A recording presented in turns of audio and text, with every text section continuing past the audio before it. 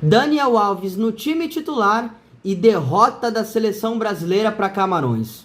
Eu sei que você estava ansioso para esse vídeo. Eu vou te contar sobre isso e muito mais daqui a pouquinho. Mas antes, se inscreva no canal, dê o joinha, ative as notificações para não perder nenhum conteúdo sobre a Copa do Mundo.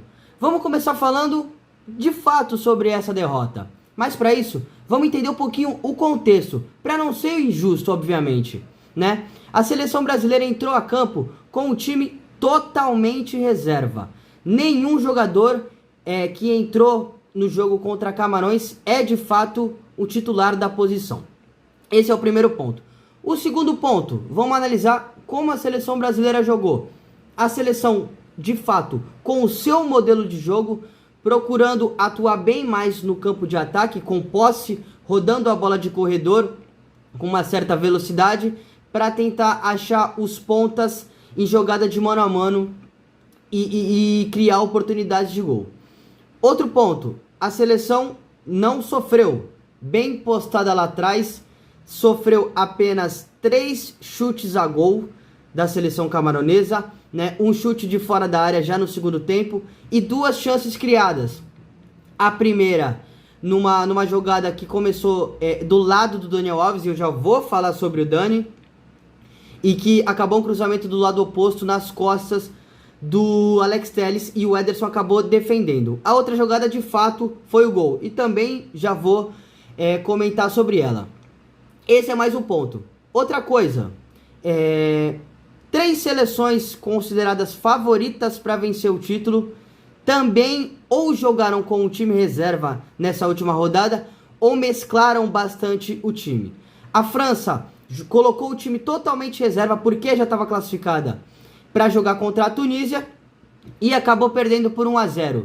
A Espanha mesclou o time, se eu não me engano, apenas 3 titulares jogaram na partida contra o Japão, o trio de meio de campo. E a seleção espanhola acabou perdendo para o Japão, inclusive sofreu riscos de não se classificar no final da partida.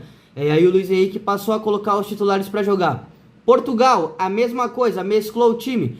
Talvez jogou com o Rubem Neves, o Cristiano Ronaldo, o goleiro Diogo Costa e o João Cancelo. Talvez os únicos titulares da seleção que jogaram nessa última partida contra a Coreia. E Portugal também perdeu o jogo. Esse é mais um ponto. E a seleção não foi diferente. A seleção colocou o time totalmente reserva para jogar e acabou perdendo para Camarões na segunda oportunidade criada da equipe camaronesa. A seleção brasileira perdeu.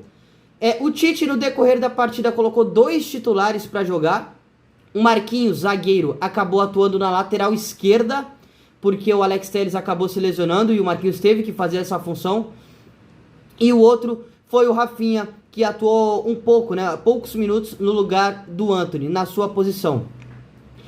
A questão é que o Brasil, por conta dessa falta de entrosamento dos jogadores reservas, acredito que esse time nunca tenha jogado junto em amistosos nem em jogos oficiais, acredito que só em treino, a seleção sofreu muito com essa falta de entrosamento, né? A gente via em alguns momentos a seleção até conseguindo rodar bastante a bola, até criou algumas oportunidades de gol, mais que a seleção camaronesa, mas faltou esse poder de finalização, esse poder de fogo da seleção, que vai muito bem quando tem o time titular bastante entrosado e também com um nível um pouco maior, né? No time titular a gente tem o Vinícius Júnior, a gente tem o Neymar, a gente tem o próprio Richarlison, que dão esse poder de finalização, esse poder de fogo maior e também de criação para a seleção brasileira. Mas o gol de Camarões saiu justamente no local em que o Marquinhos atuou. O Marquinhos atuou deslocado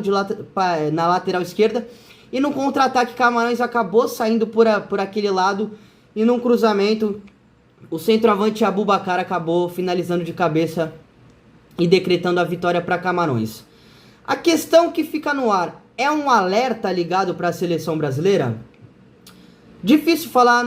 Eu acredito que não, porque por conta desses contextos de que a seleção jogou, né?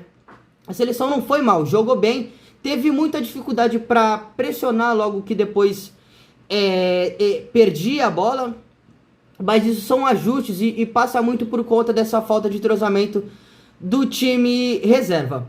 E agora, de fato, o ponto principal desse vídeo, né? Mas antes, vou citar do Bruno Guimarães. Vejo muita gente criticando o Bruno. Quando o Bruno entrou no segundo tempo, a seleção ficou mais leve, passou a chegar mais na área. O Bruno é mais esse meio campista de infiltração, que pisa na área. Inclusive, ele teve 3 oportunidades, né? Uma de fora da área que ele acabou isolando, a outra numa bola rolada do Rafinha para trás, que ele chegou chapando e a bola saiu para fora, e a terceira, já nos acréscimos, ela ficou muito perto do corpo dele e ele acabou finalizando por cima do gol.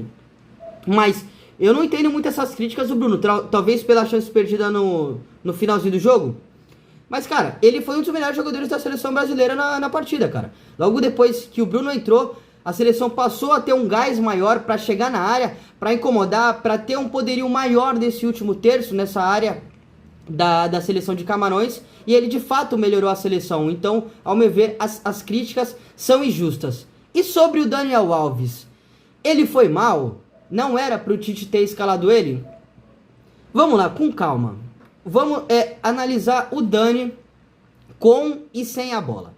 Com a bola, ele fez o que a gente já esperava dele, né? O Dani tem muita qualidade técnica para jogar, conseguindo achar bem os passes por dentro, aqueles passes entre linhas, fazendo a bola rodar bastante de corredor, acionando bastante o Antony ali pelo seu lado.